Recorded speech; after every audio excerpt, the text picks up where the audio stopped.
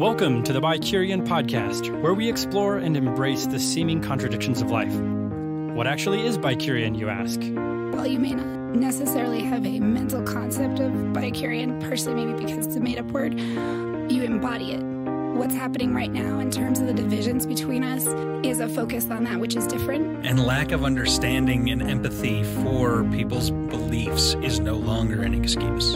And it is in the differences we carry in ourselves that we find the BiCurean moment. When you really dig into something, you're going to see some depth to it.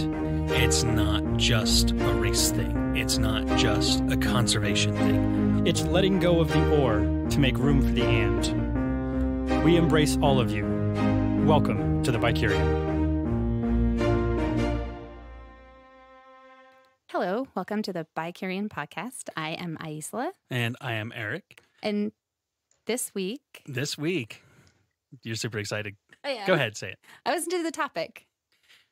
This week, we have a special guest, Mr. Terry Moore. Terry, if you'd like to introduce yourself to our listeners. Well, hi, I'm Terry Moore. And I'm glad to be here. So, and I admit, and actually, Aisla and I were having this discussion beforehand. There's this weird world of fame where you can have a huge number of people on your Twitter, you can go places, people will be all over it, and yet you can still be in a place where you can go to the local grocery store and not necessarily be recognized. And I actually think that would be a preferable spot. But for our listeners who don't know who you are, maybe you can tell us a little bit about what you've done. Well, if they don't read comic books, then they will not know me. So I'm a comic book artist and writer. Mostly I do my own stuff. I have worked with Marvel and DC in the past. That's usually everybody's first question. But mostly I'm doing my own books. So I'm an indie creator. And I've done books since 1993, which just seems like a long time now. Yeah. Well, and so our topic this week is that intersection of art and sort of social justice and the stories that can be told through art. And that's one of the things that, you were actually my gateway comic book I read Archie when I was a kid, but my friends were really into Strangers in Paradise, and they handed me the first issue. I think it was 1998, so it was a couple years in, and I gobbled it up, and I was like, "What is this? I didn't know this existed." Yeah. And then the other piece of it is like your comics. They touch on a lot of really deep subjects. You cover war and politics and family dynamics and PTSD. Sexual orientation, some sexual assault, relationship orientation. Most entertainers and artists kind of avoid being quite that, explicit and maybe vulnerable. I'll take that even a step further. I think most comic book artists even kind of avoid that sort of thing. Like, I've seen some really revolutionary stuff, but I definitely think the breadth of a lot of stuff you do covers a wider gamut. And you make it really engaging and entertaining. And so that sort of like what inspired you to tell these kinds of stories? I mean, especially in 1993, that was just not really happening very much. Yeah, it was a strange thing for me. And it's hard to, even in retrospect, explain it, because I just suddenly got this, they used to call it a burr under my saddle. I just suddenly had some sort of drive that I'd never really experienced before. I'd always just drawn in my sketchbooks and been one of those creative people that hides most of what I'm doing because I'm shy.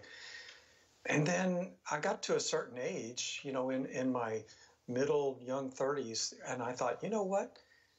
I can see now, I've gone like 30 years without doing anything with my art and my ideas. I can picture going another 30 and then dying, and none of this stuff ever happened for me. And it suddenly just motivated me like nobody's business. And suddenly I just couldn't be stopped. I checked out comics and decided I wanted to do a comic book because there was a lot of freedom. I didn't have to create by committee. I would just write it and draw it myself, like all the comic heroes that I had who did their own thing, like Charles Schultz, or people like that. And so I don't know. I just kind of, at the same time, I was looking for a book like Strangers in Paradise to read for my own pleasure, and I couldn't find one. No, that didn't exist. No, it didn't. And so I really decided to make it myself. I made it just so I could read it. I found as many similar books as I could, usually in the alternative comics area, but they always had a different slant that didn't mean as much to me, like Living in Canada or something, you know. I don't know. So I was just looking for this particular story. I couldn't find it, so I made it. So interestingly, the characters are amazing, and I'd be curious to hear what the inspiration for them might have been. Well, the background on that is that I had been cartooning for years at home, and I'd been making comic strips, and my original goal was I want to get in the newspapers. And the minute I decided that, the newspaper industry started dying. So I think I'm bad luck, but I did a lot of strips, maybe hundreds of comic strips, trying to come up with my own story. And I wasn't getting anywhere. I did not have this magic combination like I did with my first comic book. Mm-hmm. When it came to comic strips, I think I had too many heroes and I could not stop imitating them. You know what I mean? So yeah. We all love Bill Watterson, but we don't need a Bill Watterson copy. Mm-hmm. You know, we love the Beatles, but we don't need a Beatles ripoff band. You know what I mean? I mean, you've got to be yourself. And I could not stop emulating my heroes in comics. So one night in a epiphany, I got all my comic strips out on the floor and I pulled out only the original ideas, and all of them had these same three characters in them. There was this hot-headed blonde, there was the nice girl, brunette, and then there was this guy who was allowed to get near them and be our avatar for this crazy couple and kind of be their third wheel in the triangle, the third point in the triangle. So I had Kachu, Francine, and David, which were my trio, and there I was, and that's what I started the comic book with, is just focusing on them. Yeah. Wow, that literally gave me chills, like that feeling of, you know, you hear that a lot from people, you know, be connected to yourself, but it's one of the things that, you know, I recall, you know, in 1998 I started, you know, ordering it to my house because at that time that's how you got it, and then I recall the story on the book jacket. I actually wasn't paying enough attention to know, other than that I knew that my comic was kind of late one year, that you had lost your publisher because they wanted you to change the story. And I'm wondering if you can share a little bit about what that. All I can imagine as an indie, self-published, you know, trying to support your family artist, that must have been horrifying and hard. Yeah, and that's the trick about starting something like this in your 30s. I wasn't looking for another hobby. I was looking for a career. So I was desperate to make my definition be, oh, he's an artist, as opposed to what I was doing, which was video editing. I had no love for video editing, and I just wanted to draw comics for the rest of my life. But I had a family. So I started self-publishing because it was the way to maximize my meager sales and get the most income out of it, instead of only taking, say, 8% or something from a publisher, or just a page rate or something like that. I got all of it if I just would break my back and do all the work myself. And then I got into comics, and when I got into comics in 1993, the previous year, 92, comics had been a $1.5 billion business. It was huge. Part of it was propped up by the speculator market. People were buying multiple covers and cards. So I got into it, and the minute I got into comics, it started this long slide down. So again, I brought my wonderful bad luck to this industry. I'm sorry, this is all my fault, wherever I But part of the slide down for the industry as it started imploding as the collector's market went away was that we started losing these distributors. And when I started off as an indie cartoonist, I had 17 distributors. And by 1998, we were down to just a few, and two big ones left, Diamond and Capitol. And then Capitol folded. And when Capitol folded, everybody freaked out, and we all ran to Image, including Jeff Smith and Bone. So this is about a time where you started noticing the problem. So I went to Image, and they said, hey, while you're here, we do color. Why don't you do color? I said, okay, that's fine. So the first 7 issues or 8 issues are in color. And then after a year of that, I was able to get my business act together and got my wife on board as my business manager. And we went back to self-publishing because we just really found that was the way to go. So from 1998 on, it's just been us and our little company, Abstract Studio. So, and again, for the purpose of the listeners that may not know all of the story, can you share a little bit about what it was about the story that forced you into that and off of the big labels? Well, I said I was a video editor, and that's true. I had spent years and years taking footage of people and making it come to life on a screen. So when it came time to tell the comic book story as a writer and as an illustrator, what I wanted to do was take all that footage in my head, boil it down to the key moments, and put it on the page so that you're getting the best of the moments. But I also learned in editing, it influenced my writing because the thing about editing, especially like say a movie, you wait till the last possible minute to cut into a scene, then you cut out of the scene as soon as possible. So you're going from key moment to key moment, and then you're out. After 2 hours of that, you feel like you've watched Independence Day or anything else that moves along fast, Mission Impossible movie or something. I wanted to do the opposite on my comics. I wanted to get into the room early with my characters and leave the room late so that we can hear the little bits of conversation that go on and you get to know the people better. Like when I logged on to the podcast tonight, I got in a few minutes early and I got to hear you guys talk and I got to get a feel for the room, you know? And that gives me a better perspective or a better connection to you as people. And I found that it works with characters too.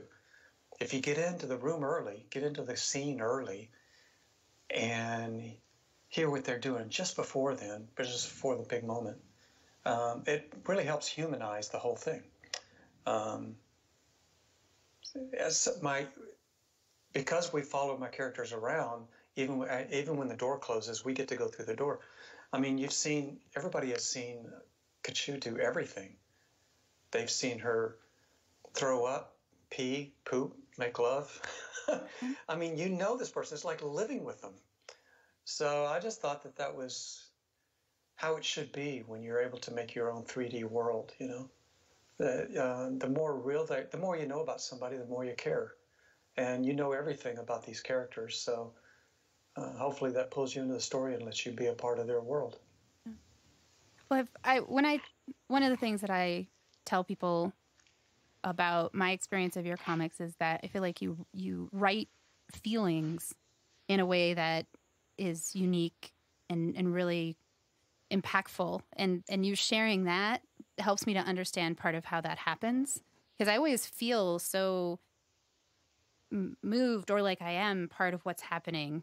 If someone gets hit, I kind of flinch. Like it's a very immersive experience to read the things that you write. And so that's like, I'm like, oh, that makes sense. Because there's that, it's not just key moment to key moment. There's actually a context and talking on the phone to when the aunt calls in the middle of the conversation. And so thanks for sharing that. It's totally true. There was one other thing I did throughout the whole run. I still do it, which is never write a hero journey. That's my other little rebellion, personal creative rebellion. To me, a hero journey, that formula is what most of the movie empire has been built on in the last 30 years. But I just don't see it in real life. So I wanted to, at the risk of just having a story that wanders or doesn't go anywhere, it's a challenge. But I really didn't want to write, the Joseph Campbell syndrome into this. So that's one of the things that's helped me keep the series running and not always have a beginning, a middle, and an end with a nice, tidy closure. Yeah. Yeah, it makes sense. I've often heard people say truth is stranger than fiction, but the reality is I also think truth is sometimes more entertaining than fiction. Yeah. If it's a compelling enough story, we're happy to hear, the stories of what our neighbors did. It's not, you're right, it's not ever a hero's journey, but it could be really interesting. People are interesting, and if you write interesting people, they will be interesting. So, yeah. So one thing that you and actually Eric share is your musical background, and one thing I was telling him about is that my experience of, as far as I can call in this moment, all of your comics is that you frequently have some form of musical quote at the beginning or as part of every issue. Mm-hmm. And I'm just wondering, is that related to your connection to music or being musical in your background? I mean, where does that come from? Because it's something I noticed and really appreciated. Sometimes I'll go look the songs up and listen to them, and I get introduced to kind of new music because I'm like, oh, who is this? Yeah. So I'm just curious where that comes from. I'm glad to hear that you check the music out sometimes. That's cool. I used to, when I was, before I got on to Comixology, in the years before Comixology, I would just freely take any popular song out there and put it in my book because I was such a small comic, small indie writer that I was thinking, if Sting's lawyer wants to call me, go ahead. I'd love to hear from you. I'd love to know he's seen the book. But after Comixology and it gets around the world, I have to be more careful. So I replaced a lot of the old original songs, pop songs, with my own lyrics and songs and stuff. I just see art and music as coming from the same planet. It's just always in the same room for me. If we were going to go to an art exhibit, I expect music to be playing, and vice versa. So I don't know. I just thought it should go together. And when I was growing up, all creative people in high school have those little black sketchbooks that they put all their notes and ideas and creative, and it's always full of lyrics and poems and drawings. I wanted my comic to be the same way. Instead of only giving my comic certain ideas, I gave it every idea I had so that all my creative ideas were in there, which is something I learned from a musical experience. I made a demo tape one time with 10 songs, played it for a producer, and he listened to the first 30 seconds of each song and said, each one of these songs has one little good idea in it. Why don't you just put all those ideas into one great song? Yeah. And so I remember that years later when it was time to do a comic book, and I thought, okay, I'm just going to put everything into this. Yeah. Do you still do music, or are we ever going to hear you play? I hope so. I'm better now than I ever was, which is ironic. Most people can't say that. It's just weird because when you're playing when I was in my 20s, I played in bar bands. And when you play in bar bands, you start playing a certain way, which is a certain way it takes just to get the crowd going and keep them going. And so the way you think on your instrument tends to be all about getting the blood pressure up. But when you play at home and tend to think more about the music. So now I've got the combination after 15 years of bar bands, and now I've had all these years of just trying to be more of a musician. I play better now than I used to, which is crazy stupid because now I'm like 103 years old. So who wants to see 100-year-old guitars? So will you play at home, like in a studio, or do you go out to, what do you call it? Open mic nights, or do you do shows? If you get out to Denver again for a con, are we going to get to book you at a local, like, you know? No. So no, okay. Eric does the same thing. I'll be like, you should do like, nope. Nope. I'm primarily studio these days.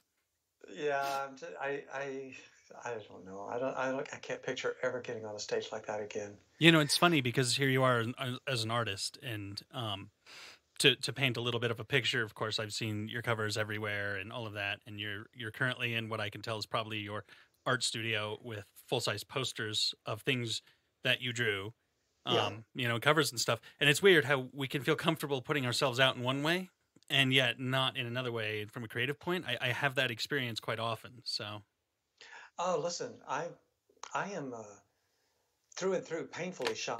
And before I got into this comic book stuff, I never would have ever shown you any of my drawings and all that. So that none of that has changed except for in comics. I go out and promote the comics because it's not about me. It's about the book and the characters. It's about Kachu and Francine. But if it's about me, oh no. I feel you on that. I really like the podcast because I can hide in the voice. So Yeah. I got into comics thinking that I would stay in a studio forever. I did not plan on all this comic book convention and going out in appearances, having to be, you know, social. So as a shy person, how is that experience for you? It's always been okay. I mean, I had some panic attacks in the first year when I was on a panel and I'd say a joke and everybody would laugh, and I realized they're looking at me and I go, uh-oh. yeah. Whoops. But you know what? I would bet 75% of the creators are the same way. But we all have another thing in common, which is it's more important to get this book into people's hands than it is for me to be comfortable. You know, it's why I started getting on airplanes and flying all over the place, even though there's no reason why they should stay up in the air at all.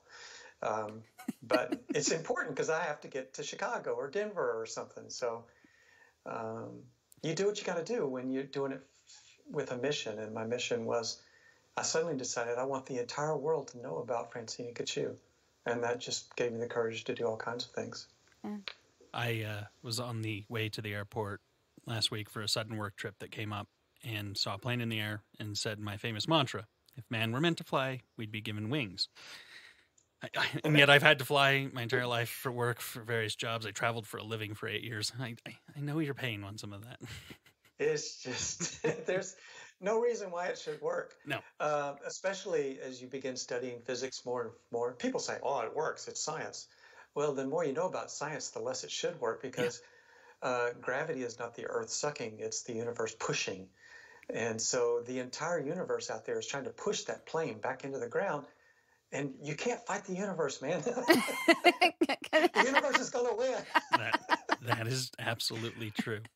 I mean, I don't want to make you nervous about your next flight, but it's probably not going to work out well for you. Oh no, you don't have to. I come from a physics background as well, and I fully understand that it is a modern miracle that. Well, we'll just call each other and get each other through it in the worst way possible. Absolutely. So, talked about music and talked about how, comics, and you wanted to push it out that way. Are there other forms of media that you'd like to get out into or have an interest or have pursued? Yeah, the hard part is the drawing. I can write pretty fast, but drawing takes forever. So I've been on a monthly deadline for over 25 years now. And that's made me stone cold crazy. So I've got to get off the drawing deadline. I've got to get off that treadmill. And one of the ways I'd like to do it is to write some novels, I began trying to introduce my prose work to my audience by putting some bits and pieces of it in my comics, especially Strangers in Paradise, I guess. Trying to get people used to it, so that if I said, hey, I want to write a book, they wouldn't laugh. But I really do want to do that, especially as I get older and my eyes are starting to pay the price for 25 years of intense drawing. Yeah, no, I can understand that if certain things come easy. I think it'd be wonderful to read novels written. What you do with the artwork, from what I've seen, and what I've read, is very expressively a part of it. But the story, and I'm sure the way that you could, explain the things in the prose, would probably be wonderful to read. Yeah, no, I've enjoyed it. You have an eye for it, so if you can actually explain it, probably go well. Yeah, it's. I think it would be. I've worked in video. I've worked for the screen. That's one discipline, and then I did the comic. That's a totally different approach, and then the novel would just kind of finish out that trinity, And it's different type of storytelling in each one. Yeah. So I think it'd be fun. Now, I think I can do it. So this is a follow-up question to that, because I would imagine amongst comic book artists, unless your name's Alan, there's a desire to see your work perhaps turned into a movie or a TV show or something like that. How would you feel about that sort of thing? It goes back to mission number one, which is to have, say, something like Strangers in Paradise reach as many people as possible. And as an indie comic book creator, I'm only reaching thousands. But if you made a movie or TV show, you reach hundreds of thousands or millions. So that fits the mission statement, that desire from my heart, to have Francine and Kachu be Calvin and Hobbes. That's my Calvin and Hobbes. That's my Snoopy and Linus. I mean, that's all I have to offer the world. And I have other stories, of course, but it would be really cool. One thing that would make me really mad is if it happens after I die. If it happens after I die, I'll be really pissed. In my lifetime, please. We need to get on. I'll start a petition tomorrow. Let's just make this happen. If that's all it took, let's capture. It's fair. I thought there was a rumor of you trying to make something like that happen or thinking about it several years ago. Actually, yeah, all of them except Echo are spoken for. So Strangers in Paradise is in development as a movie, and then Rachel Rising is at a major network, and then Motor Girl is at another major network, and then Echo is running around loose in the parking lot. So that's like her. Yeah. So the problem now is that I'm not in option hell. Now I'm in development hell. So first you spend the first 15 years in option hell, going through options that go nowhere. And now you're in development hell where they have it and they love it, but the players keep changing and they keep push it on the back burner as the new hot thing needs to get launched and da-da-da. So you wait your turn. Yeah. And that's where I am. And that's why when you see people get up and say, accept awards for Emmys or Oscars, they'll say, thank you so much for that 4,000-year faith in me, that you worked on this for 355 years. Thank you. So that they're not kidding. Yeah. Yeah. No, I have a really good friend who had a book that was a New York Times bestseller kind of thing, and he's in that right now. And it's every couple months, it's a new studio or a new director or a new script. It's wow, you think it's a clean linear line when you watch the movie, and that's just not the case. They found a story. They made a movie. Yeah. And this year the problem is the strike, the Writers Guild of America strike, protesting the fees, on top of stuff fees. So that's really thrown everybody for a loop. And when you're in development hell, you start watching the seasons we're coming up on November. That's when they start thinking about next year. And we're coming up on March. That's when they start the writers' rooms. And, you just kind of wait, hope that you get picked up for a ride. Yeah. Well, I certainly hope so. That would be fantastic. It'd definitely be another level of joy around the work that you've created. So it could be. It has the potential. So you're walking up to a roulette table and you're saying, okay, I'll try. But it could also be the most embarrassing thing that's ever happened to you. You could have one of those horrible videos with nothing but tomato splashes next to it, So yeah, it can be the embarrassment of your life, but you got to take a chance, right? Well, and here's the thing. Maybe you know this, maybe you don't. That you have this fan base that I'm a part of that started with you way back in the day. And there can be 99 tomatoes, and we'd be the 1% going, it doesn't matter. Something beautiful was tried. We are so happy. So, Oh, thanks, Mom. so those people are there. Yeah. Well, I am aware of Kachu and Francine's extended family out there. There you go. And I want this as much for those people as anybody, because it's, I don't know, after a while you just kind of care, Like I'm still really, I'm not over it. I'm really upset that Calvin and Hobbes were taken from me. I'll never see them again, ever. Yeah. There's nothing I can do about it. So I understand that as a creator, I shouldn't do that to people, it's something that we share and makes us happy in a crazy time. So it'd be really swell to get more of it out there in a way that we could enjoy at a new level. It's like the difference between having Peanuts only in newspaper collections, or would you also like to have the Christmas special? Oh, yes, please. I would love the Christmas special and the Thanksgiving special, or Halloween. That would be great. They were magical in and of themselves. Yeah, totally.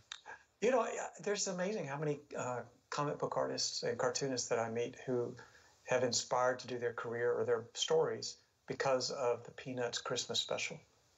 Huh. That they watched it, they loved it, they saw that this guy gets to make his own world and it's better than ours, and they want to do that. And that motivates so many creators, So we're all just standing on each other's shoulders. Yeah. Should we one more question? Or? Yeah. So, and this is a good time for you to plug some things too. So what's going on now and what's coming next? Well, right now I am doing my 5th book series, which is called 5 Years. And it's a culmination of the first 4, actually. The first story that I did, and we've been referencing, is Strangers in Paradise. Then I did Echo, which is a sci-fi story. And then I did Rachel Rising, which is a horror story. And then I did Motor Girl, which is a PTSD veteran story. Now I'm doing 5 Years, and it just kind of encapsulates all those stories and brings us into the now. It's very topical and kind of scary, but all my characters come together in one story, kind of like a Terryverse. So I'm just kind of playing in my own sandbox here. So do you, like Motor Girl, believe that driverless cars are the signifier of the end of the world and society? Oh, yeah, okay. Absolutely. That and certain diets, yeah. Okay, I needed to. That's actually a burning question, and it had to be asked. I grew up loving cars, so I'm a car guy. I like cars. I'm a big Formula One racing fan. So yeah, I like automobiles. I don't want us to all get into those little sci-fi shuttles that we saw in futuristic movies, and just be shuttled around on trams. That's awful. Yeah. There's no joy in that. There's no joy in that. No, there's no joy. If we're gonna have to, if we need to give up cars, you need to replace it with something better, not a tram. That's all I'm saying. Okay, there you go. Well, I think that's a good note to wrap up on. Yeah, we really appreciate your time. Thank you so Fascinating much. to talk to you. Love to hear about the process and things like that. So we will link to your website and all of that in our show notes. So anyone who is interested is going to see all of your information. That's great. Thank you. It's a pleasure to be here. Thanks. Thank you.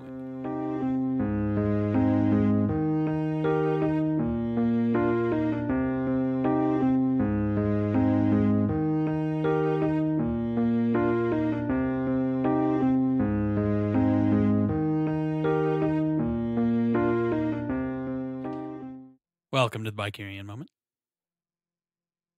It's your turn first. It is? Okay. We should decide this before someday. Or is this our ongoing banter? I like to live in the moment. Okay. Well, that works for me. So in light of our conversation with Terry, which was definitely a highlight for me. You were very excited. I was, and I was appropriate. Even better. Yay! My friend asked me if I thought I could be, and I was like, challenge accepted. I did not over fangirl. But I was thinking about art, and in that situation of, I definitely, for me, my artistic expression tends to be writing. However, I do some different tactile things. And one of the things that I've wanted to do my whole life is draw. Like, I took a class several years ago with a friend called Drawing for People Who Can't Draw. And I've always been pretty bad at it. And then a few years I discovered that I had this mental condition called aphantasia, which is the inability to picture things in your head.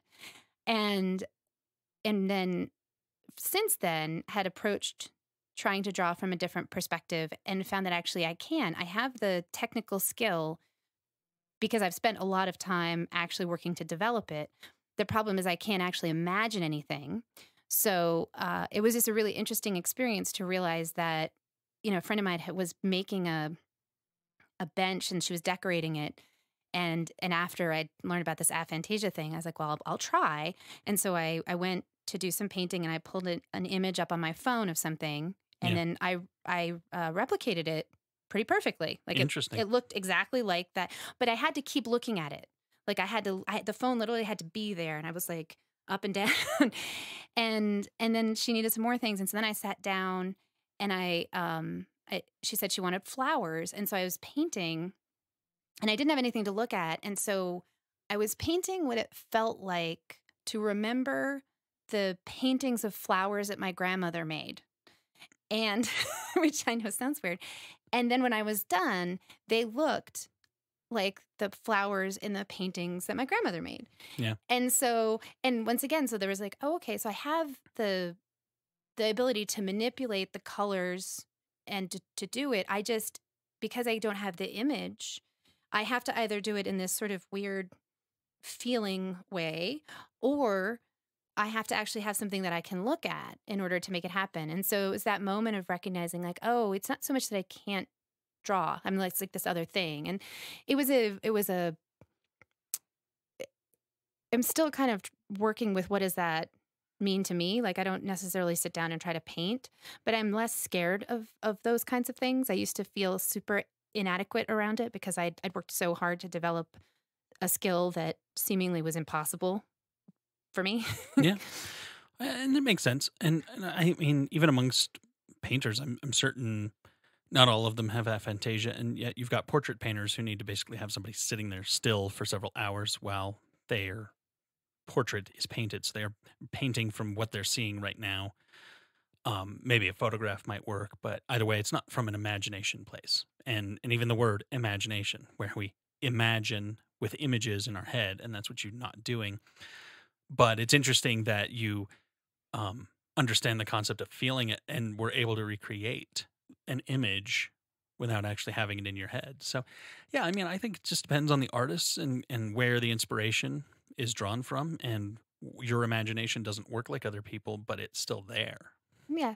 Yeah. It was actually really a good feeling in that way to see that the effort that I had put in wasn't in vain. Yeah. And that if I wanted to try and explore that, that I could. I just have to come at it from a different perspective. I can't expect to do it with the same kind of instruction or tools because those haven't, while they've given me the ability, practicing has obviously been good.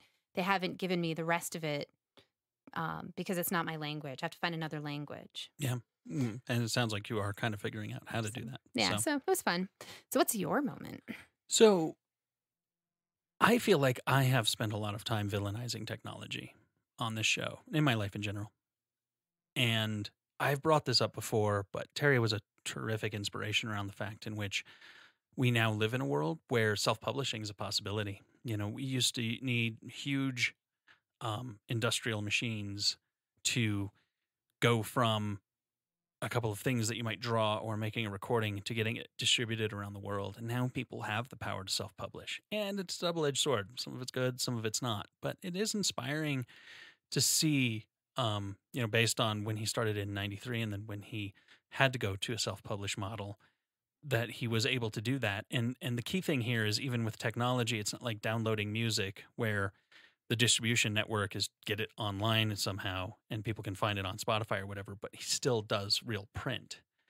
But I still feel like the capability of getting the word out around that so that he can make a living is definitely benefited from like social media and stuff. So it's nice to see the positives of all of that from time to time. Yeah.